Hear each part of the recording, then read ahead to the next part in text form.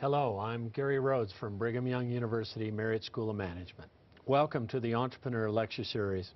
Today, our guest is Brent Bishop, founder of Greenbacks All a Dollar. With an educational background in management and finance, Brent has excelled in business and in the community throughout his career. Previous to starting Greenbacks, Brent was a co-founder of Franklin Covey, formerly known as Franklin Quest. In 1991, he founded Greenbacks All a Dollar, where he served as CEO and was responsible for growing the company from 1 to 100 retail stores in 10 states. Under Brent's leadership, Greenbacks was sold to Dollar Tree in July of 2003. Currently, Brent serves as chairman of the board of 2 companies. He and his wife, Jill, have 10 children. The Rollins Center of Entrepreneurship and Technology welcomes Brent Bishop to the Entrepreneur Lecture Series today. Welcome. Thank you, Gary. Okay. Good to be with you. Well, we've talked before and earlier. You've been an entrepreneur since you were very young. I have. Tell us about your background and start early. I grew up not far from here, down in Payson, Utah. My father was a seminary teacher and a football coach over there, and so I went out looking for jobs in the summer, like many of you have probably, picking fruit or mowing lawns and knocking on doors and taking my lawnmower with me. And at a very young age, went out and got those kind of jobs. That's really where I started. Is that right? Now, and you went to college? I did. I spent my entire college career here at BYU. Here at the Brigham Young. When did you first think about starting companies, besides your kind of early endeavors in the summers?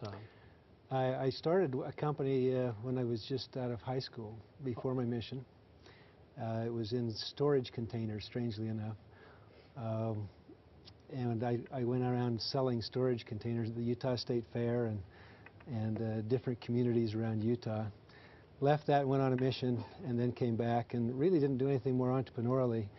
Other than one of the things my father did was painting. As a school teacher, he had to have another occupation, and he taught me how to do that too. So that's how I helped support myself, was as a paint contractor at times as well. So you've done, is there anything you don't like doing? Oh, I don't like to paint anymore. Yeah. Well, so after the painting, and you didn't go work for, well, you did for a year or two for a corporation, 100. Just while I was going to school, I worked for a bit in a department in U.S. Steel in Salt Lake. Okay. Yeah. So what did you kind of learn from all those early experiences that help you in being a co-founder in Franklin Covey and others? I've always had a curious mind. Okay. And I think one of the things true entrepreneurs have, the visionary type of entrepreneurs at least, is that the world's a candy store. Okay. And one of the things I've had a hard time doing, actually, is once I've even made a decision on what I was going to do, I had a hard time not looking at lots of other things to do. And that's probably one of the great lessons I've learned in entrepreneurship, is being able to focus and the necessity of focusing. And if you don't, it takes time away from your true success that you're working on, the core project. And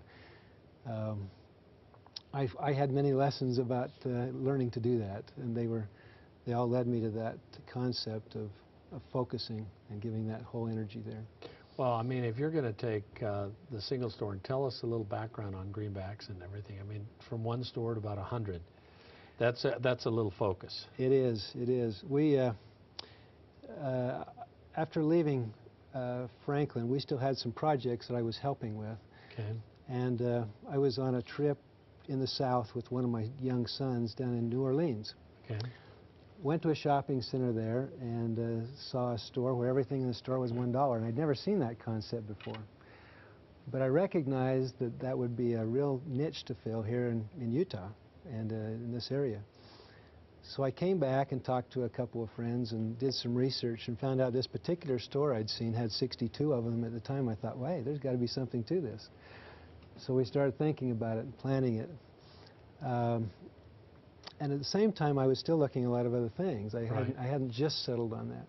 But it kept moving itself forward. I kept feeling prompted. That's an area that I should go into. And that's important to me, by the way, is any of the projects that I've taken on, I've had very real spiritual direction in doing those. I would never take on a project fully committed to it unless I had that kind of understanding that was something that I should be doing.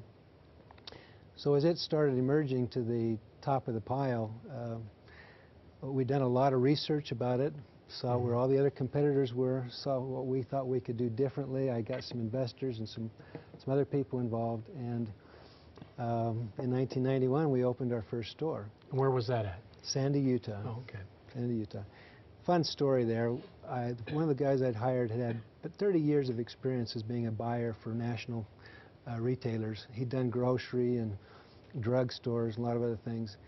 And in hiring Ralph, he came in and we were getting this store ready to open. I didn't know what it meant to have a store ready. So I kept doing things. He walked over to the doors and opened the doors and people started coming in. I said, Ralph, we're not ready. He said, yes, we are. So we opened the first store. Interestingly enough, that store was profitable from day one. We just had a lot of interest and a lot of traffic, and we learned every day something more about it. But we soon knew that it opened in August, we needed to get more open. And so we managed to get a second one open before Christmas that year. And then it just kept going. And my secret of success with that whole organization is who I've hired. Oh, is that right? The people we hired that knew a lot more than I did, and I let them do the job I'd hired them to do. How did you find all the products in that were under $1? I mean, that is kind of amazing, isn't it? Yeah, that's what I meant. It's kind of amazing, that's right. Well, that was one of our secrets, is hiring people who could really go out and work hard and do that. Early on, I recognized that a lot of the products we were buying were through wholesalers, and almost all of it was coming through China. So I recognized early on we needed to get to China. We didn't have a lot of volume. So my first trip to China was getting on an airplane in 1994 and going to Guangzhou, China. Scared to death. I didn't know what to expect. And one of the greatest things I ever did for the company was to get us started focusing directly from the manufacturers in China. We also worked really, really hard during that time to find products that were closeouts or overruns. I remember one time finding a manufacturer of CTR rings, silver ones, and they had a bunch of stock. We bought like 12,000 rings at under $1. Okay, yeah. And they were gone in days. You know, we just put them out actually in just a few stores, and they were gone. So one of the keys was providing that treasure hunt, that fun opportunity of very high value. Kind of supplies. Yep. Did you, so in the beginning, you've just seen the concept down south, and you said, well, okay, I'm going to try to do it and do it better. Right. And opened that first store, huge success. And you know, most retail outlets, it takes about a year to break even. And you were breaking even or profitable even within months. We from the day we opened the store, it was profitable. Wow. How did you decide then to grow at what pace? I mean, so you opened your second store that same year, right? We did. It was really capital constrained and also experience. We had to get more experience and hire more people that knew what they were doing. And we actually reached a point in time in 1996 where we decided to go out and get more capital to grow, and we had 12 stores open at that time. Okay. So we hired an investment banker, and we were able to fundraise with a group out of New York, a really great partner back there, venture fund, and was able to really take off growing. And we were able to finance it in such a way that we were able to leverage bank financing later on. So not a lot of that was the only institutional financing we took. And in that same year we grew to about 25 stores. And that's a strain on an organization to grow that much. That same year, Now, by strain, biggest strain, finding people? Well, the or people. Is it the space, or all of the above? All of the above. But once they're in the space, having the people trained and following the processes and doing the things that they should do. And it put a strain on our systems, our accounting systems, our distribution systems. We had no idea how much space it took on a per-store basis to distribute. So we started out with a 10,000 square foot warehouse after we quit using the back of our store as a warehouse. Right. And soon figured out that wasn't big enough, so we went to 4 of those type of buildings, consolidated them into one, and 14 months later we were out of space again. Wow. So we had to figure out a way, and we talked the landlord into taking over our lease and putting this into a building that they had that was actually 510,000 square feet. And we took 100,000 of it at that point. And then over time, we grew into the rest of the building. And then Dollar Tree still uses that today. It's held by the Salt Lake International Airport. Wow. That's a lot of product, a lot of dollar product, if you can imagine. So not only is it kind of a treasure hunt for the consumers, it was kind of fun to try to find the product yourself. Is that right? That's actually part of the business I miss the most. Is that right? It is. I love that part of it. Just finding different products. I always wondered how they get the, even the candies and everything are wrapped in different things. Did you have to negotiate with the manufacturers, or how did you find them where they'd sell at a smaller bottle, to get it under that $1? Was that something you had to work with too? You had to have volumes big enough to do that. Okay. But the dollar industry really took off. After we got going, then people really started recognizing it was an opportunity. And so the dollar business was a pretty strong business, and some manufacturers just started catering to that. Okay. Kind of, if you look back and all the kinds of things you were involved in entrepreneurial activities, what things would you share with the students? What would you do differently if you had to do it all over again? Or what would you do the same? Well, I have a son in MBA school here, so I've told him a lot of this. And share it with us. And hopefully he's followed it. He is following it. I think I was so anxious. I was just anxious to get on with my entrepreneurial business. I didn't take the time to really learn from people who had already been down that path before. Okay. And one of the advantages that you have here is these kinds of communications that we're having today. Because when I was here at school, in my entire undergraduate in business, we had 2 outside speakers come in. That was all. And I hungered for that. And so you have a great opportunity right here as students to do that. So whether that comes from a corporate environment or whether that comes from just some tutelage, some mentoring from an industry or from people that can teach you what to avoid and how to take advantage of the strengths of an industry. With my son, I advised him to go to work for a bank, and he did. Why's that? I just thought that would give him experience to look at deals from a banker's point of view and understand how to evaluate them. And I said either a bank or a consulting firm or an accounting, so you're seeing the good, the bad that people do.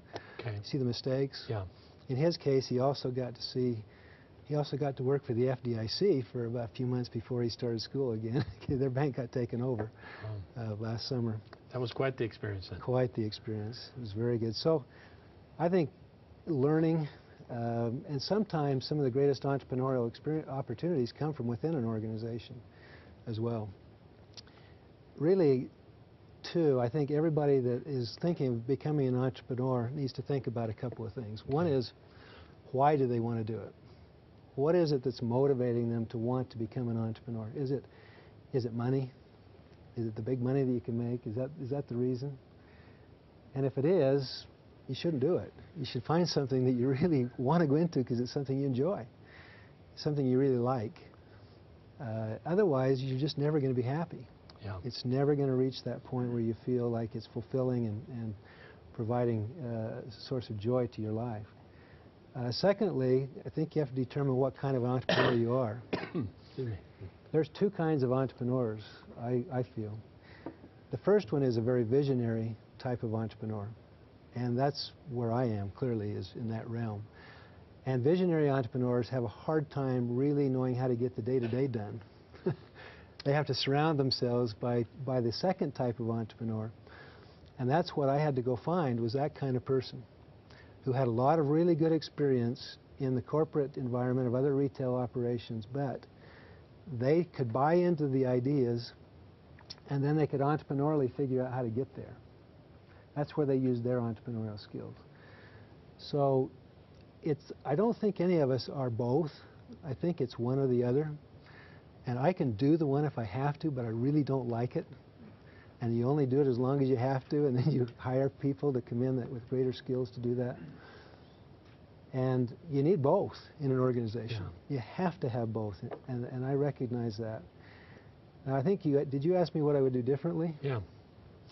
One of the things that I learned, too, in the process, I would do differently, is to be fair to people who are not working out, to address that issue earlier on and work with them earlier to know that the things that they needed to change or that needed to happen, and give them earlier warning. I didn't understand that as much as I would like to have. I mean, the old kind of slow to hire, fast to fire? Sometimes. But sometimes I was way too long in even letting people go. It wasn't fair to the organization. Yeah. It wasn't fair to them.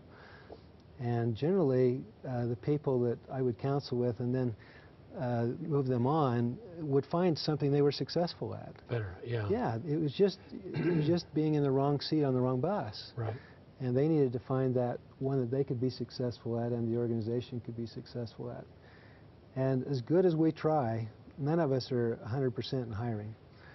I think at best you're going to be maybe 50% Yeah. in that area. So if you want to be really fair to people, as soon as you see that they're not working out, you need to talk to them and help them. It's kind of a reoccurring theme that we hear often, that hiring the right people and keeping the right people in place and that. How did you motivate? I mean, you to have that kind of growth, you had to have people stay with you, right? I mean, we did. Part of the motivation was to hire people who had really bought into the vision and believed that there was something to come out the other end, some value that would be created. okay. And I was quite generous, I think, in sharing that revenue or that upside with them. Oh, is that right? Oh, And okay. there were a lot of people that came out with good outcomes on the other end. And so I think that was part of it. After I would hire people and I felt like we were on the same page, I really let them go to do what they did best. And I didn't, they would say I probably did it more than they would like, got in their way, but I really tried to let them go do what they were really good at and not get in their way. Well, I think one of the points that you just highlighted is that when you hired people and you wanted them to have upside. Many people believe that entrepreneurs want all the upside themselves, but really it's very fulfilling for you, right? It is. That when you have a harvest, that those people that you hired that worked hard also share in that. And we see that often, especially with successful entrepreneurs. Yes. Talk a little about that. Everyone wants to feel like they've contributed. Right. And that can come through salary adjustments, cash bonuses, or stock options, any of those kinds of things. But sometimes people decide they're not going to sell their company. And so then you have to create something else. And there's other tools to do that with called phantom stock plans or other ways to reward people. But they all need to know that they've contributed and that they're responsible and that they have a way of being measured. And honestly, I'm not the best at that in doing that. And so my CFO and our COO were really good at that. And again, it was who I surrounded myself with that made that happen. Some entrepreneurs start companies because they're lifestyle companies, you know, they just enjoy them, and others start them because they want to start them, develop them, and sell them. Did you always begin with that end in mind? I would say when we started Dollar, and by the way, it started out as Dollar, and then we went to register that on a national trademark, and it was not available. So we had to find another name, but we liked the concept that people would understand what we were better if we left Dollar as a byline. Right, right. So today people still call us Dollar in Utah. Your question, I just... Yeah, so did you begin with the end in mind yes, that you would right. sell Thank the company? You. Or? Thank you. I didn't know for sure when we started, but I didn't think so. I thought we would grow it and hold on to it for a long, long time. But when it came time to raise money from an institution, I was actually successful in negotiating out of that investment the right to force us to sell, which is unusual with private equity. Explain that. I don't know much about well, that. generally, anybody that ever takes your money as an institution, they're going to have provisions in the agreement, the stock purchase agreement generally, where they can force you to market. You can either sell the company or take it public if it's right for that, because they want an exit. You know, generally that exit is anywhere from 3 to 7 years approximately. And they've got to be able to control that. I was able to negotiate with them out of that forced sale.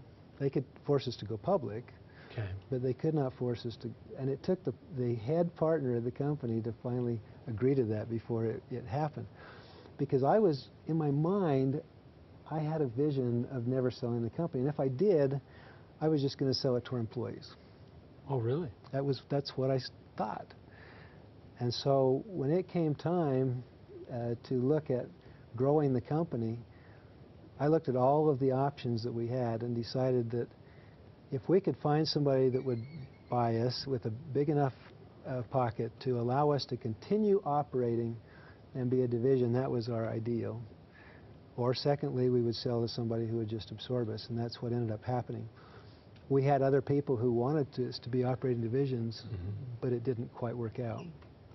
So I guess the answer was no, I didn't intend to do that, but the answer is yes, I did intend to do it at the end, because it was the right thing for the organization. One thing that I find that people come to a point where you asked really that question, did you begin with the end in mind? And I didn't really, totally. But each of you have to, at some point in time, make that decision, because windows of opportunity come and go. And if that window closes, then the value of your company will most likely not be what it was before, but that may be okay. If, as you called it, a lifestyle company, if somebody wants it to be a family-owned business and they want it to be a family-owned business forever, that's a choice, and it's not a bad choice if that's what you want it to be. But if someone comes to you and wants to buy your company, or the market opportunity is right, that's when you have to make a decision. In our case, Dollar Tree, I knew the CEO at Dollar Tree for about 4 years before they ended up buying us, and we talked often. And I knew they were coming into our territory with or without us selling to them. And one of the things that was important to me was we were never open on Sunday. And we knew that in some of the states that we were in 10 states, that was a detriment to us financially. And I knew they would come in and they would be open on Sunday. So that would be a competitive issue that we would have to face. They were also a lot bigger funded, and that would create a competitive issue as well. So when it push came to shove at the end of the day, we decided it was the best to go ahead and sell the company. So if you were a student just coming out of a university today, what are some thoughts you would give them? One of the thoughts is, remember that the Lord's hand is in all things, and that He will guide you to that place that you're going to have the greatest chance for spiritual success and other successes with your family. And if you receive that guidance and direction, and then my favorite scripture is actually Doctrine and Covenants, section 1, verses 1 through 3. And in that scripture, it talks about that the Lord's work is never frustrated, only man's. So I came to the conclusion that if I had the direction and then I was feeling frustrated, it's because I was out of sync with the Lord's will, not the other way around. And so I would have to figure out how to get back in line, and then I would feel the guidance and the direction to go forward. And that's the greatest advice that I was actually given in a little different way, maybe by President Hinckley. As a missionary, he came to England to our mission, and we had the question and answer things that you get in missions. And I asked President Hinckley, how do you know whether your answer is just your own thinking and stuff, or how do you know it's really guidance? And he gave me the best advice ever. He said, get the best answer you can, get up off your knees, go to work, and leave yourself open for course correction. And 30 years later, I found myself at a table with President Hinckley, hosting him at a dinner, and I had the opportunity to ask him, again, you gave me this advice 30 years ago. How do you feel about it today? And he said, even more so. That counsel is the direction that will get you down that path, on the right path, and with the right outcome at the other end. The other concept is one I call the law of showing up, Gary. Okay. And it's really, no matter what a good idea you have, if you don't show up and act on it, it's not going to happen. Yeah. When I was in high school, I knew my parents couldn't probably fund my education, so I applied for an ROTC scholarship here at BYU. And I put it on a calendar that I forgot to look at. I just had it in my mind that this is when my interview was. I showed up for the interview, no one was there. I had the wrong date in my mind.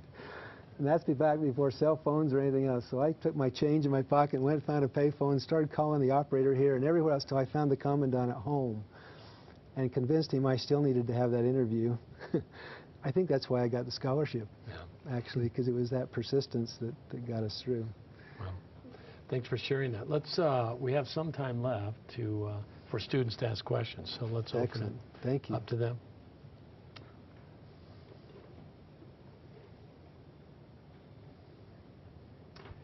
They've just got so many of them today. Yes. Yeah, you spoke about the man who said your store was ready to open, the first one. What does it take to be ready? In anything? To be ready to open the doors of a store. You said that you didn't feel you were ready, but he said you were. Well, we didn't have every item on the shelf. We didn't, have everything just perfect. Like if you're going to host a dinner at your home, especially if you're married, your wife will want the house to be, flowers on the table and the tablecloth and all those things looking really nice. We weren't perfect in that regard, but as I found out, we were plenty ready for the public to come in and have a great experience. Yes? How did you manage that enormous inventory? That's a great question. A great question. Not very well at first. And one of the things that we found out is shrink comes from several sources. And shrink is inventory theft that wasn't bought. The majority of that came from our own employees. A second largest would come from vendor error. I don't know whether it was always unintentional or intentional in some cases. But we would be billed the wrong price. We would be sent incorrect quantities, and the last one was from shoplifting. But probably 70% of it came from our own people, and so that's really tough. When you're trusting people, and that was hard for me to get used to, where I trusted people and then they break that trust. But eventually it got it computerized. And when I talked about the stresses of doubling the size of stores and moving the warehouse twice, well, the third thing we did that same year was put in a new operating system. It was supposed to go live in July. It finally went live mid-October. And about Thanksgiving weekend, I realized it was not working in the warehouse. We had bins in the warehouse that had the wrong stuff in them, according to the inventory records. So I took 70% of the office and other body I could find, including my kids, and we went out and lived at the warehouse for about 2 months. And we had walkie-talkies talking to each other on the floor and manually figuring out with Excel spreadsheets what we had, and we had to get the merchandise out. The majority of sales came at Christmas time, so we had to get them out there. And it took us several months after that to figure out what we'd done. But it was really hard. But then the key with retail, and probably with any other business really, there's a phrase that says you can only expect what you inspect. And so we had to do fairly frequent inventories on cycle counts in the stores. And that started getting it to the point that we could control it. Another question up here, yes? Yeah, I was wondering what you did to differentiate yourself from the other dollar stores. Like, did you just try to mimic their business plan, or did you do something We different? didn't. We looked at, really there was a variety in the East, which Dollar Tree and others was more of a gift and novelty format, and then in California, 99-cent only stores out of LA, they were more of a grocery store. So you had a 2,000-foot store in the East at that time, and you had a 15,000-foot store in LA.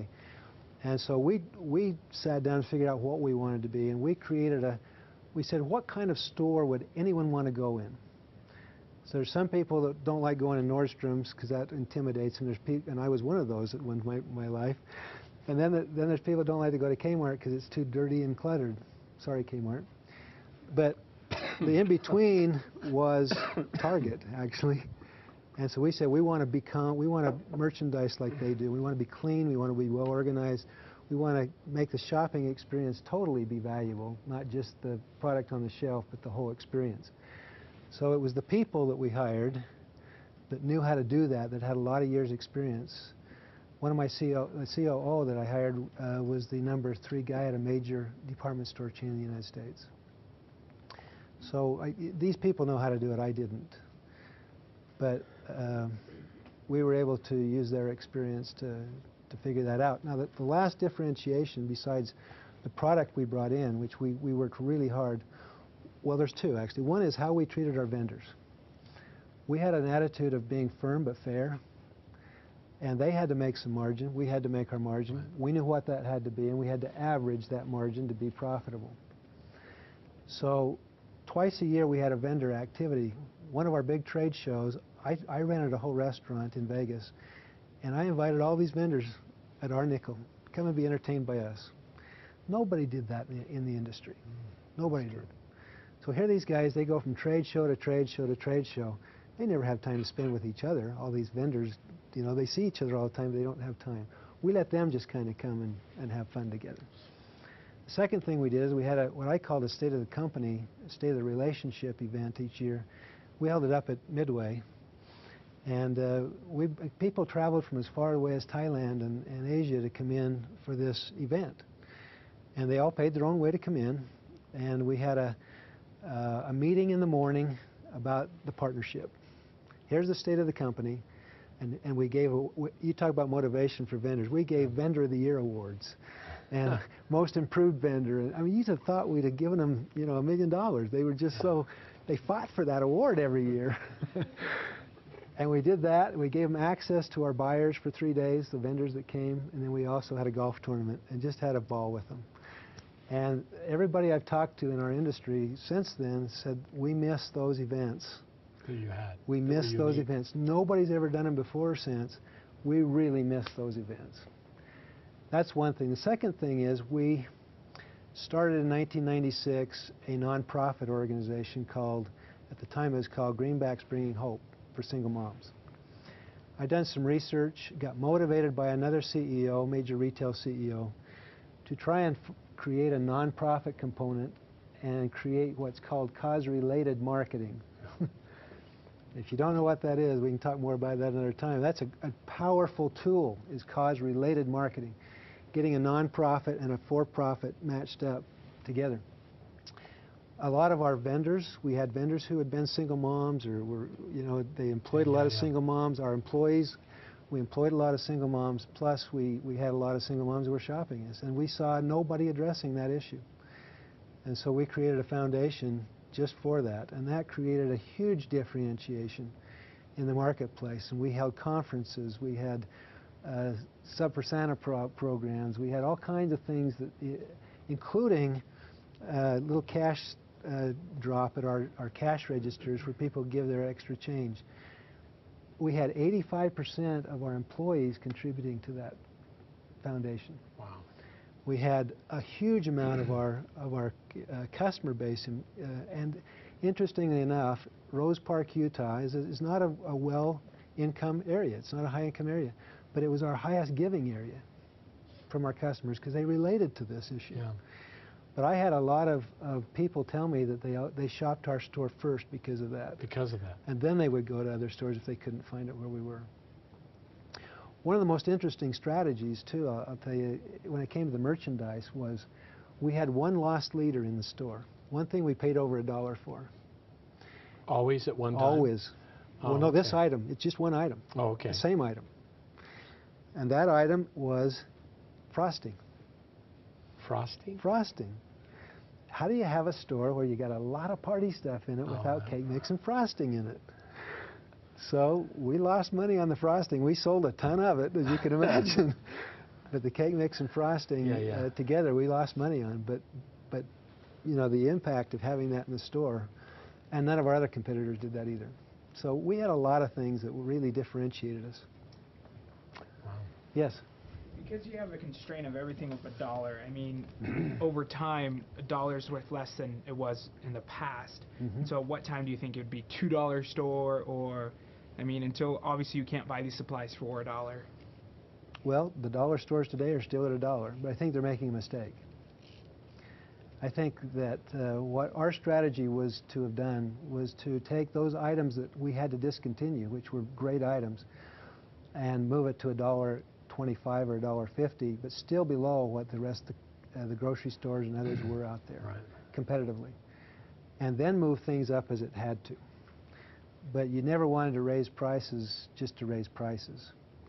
So it had to be a long-term strategy, and it may have been $1.25, $1.50, $2. I'm not sure that it had to be experimented with to see the right place to move to. But when we first started, you could sell 4 Hershey candy bars for $1, and by the time we sold, you're lucky to get one in there. So it's a struggle when you're dealing with that kind of a cap, but it's still manageable.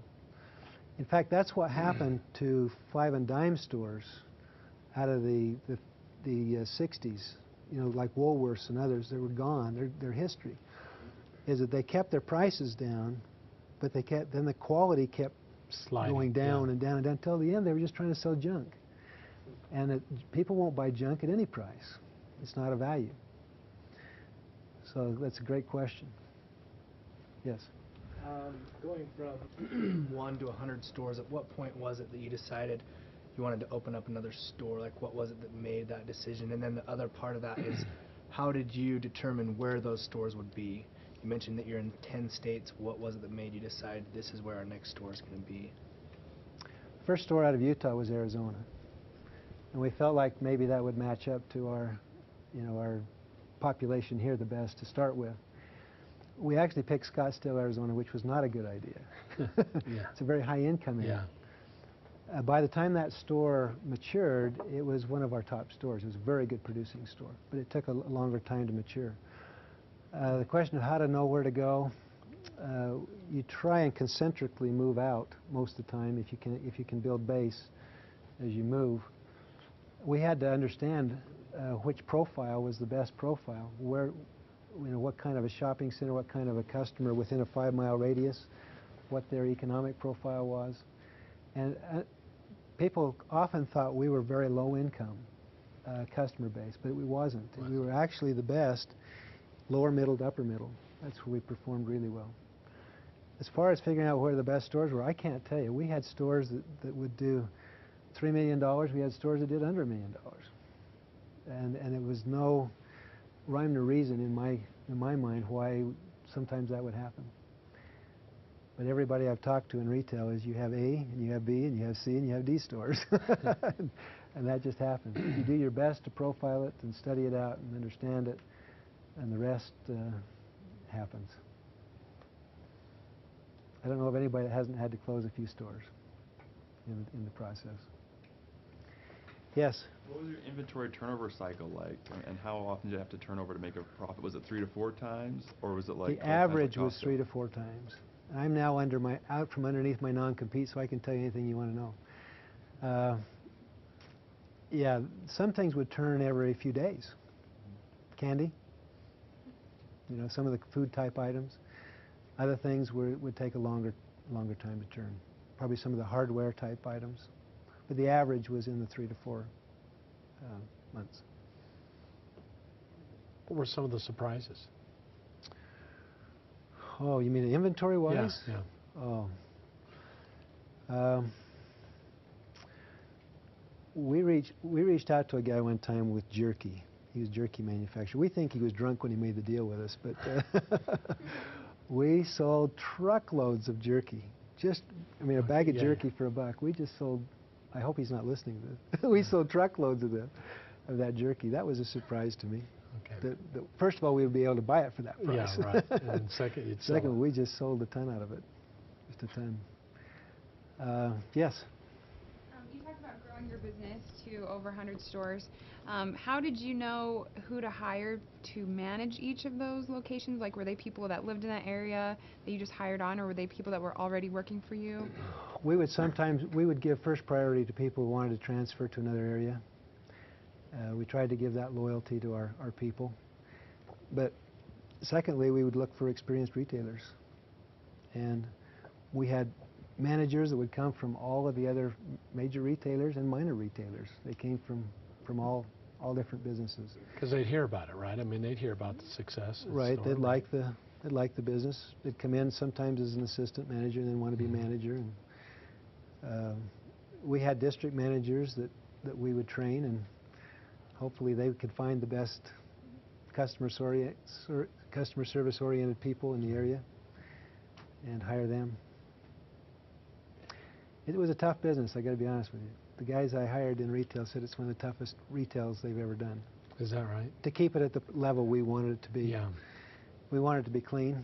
We wanted to have a lot of value in there, and I think we were successful in that. Well, thank you so much for taking time today with us, Annette. Good to be with you. Thank you. And Okay.